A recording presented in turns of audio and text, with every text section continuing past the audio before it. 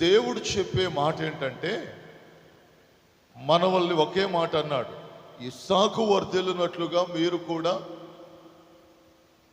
వర్ధిల్లుతారు. దేవునికి స్తోత్రం. అయితే నా ప్రియమైన దేవుని బిడ్డలారా, వాక్యమై ఉన్న దేవుడు ఏం చెప్తున్నాడంటే, ఇస్సాకు వలె దేవుడు చెప్పినట్లు చేస్తే నీవు వర్ధిల్లుతావు. ఆమేన్, ఆమేన్, ఆమేన్. ఎలా వర్ధిల్లుతావంట? దేవుడు చెప్పినట్లు చేస్తే వర్ధిల్లుతావు. దేవుని సంఘం,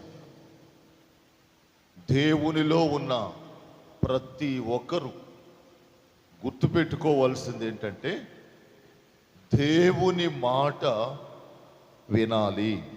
ఆమేన్, ఆమేన్. ఇస్సాకు వలె దేవుడు ఏది చెప్తే అది నువ్వు చేయగలిగితే దేవుడు నిన్ను వర్ధిల్ల చేయునుగాక. హల్లెలూయా.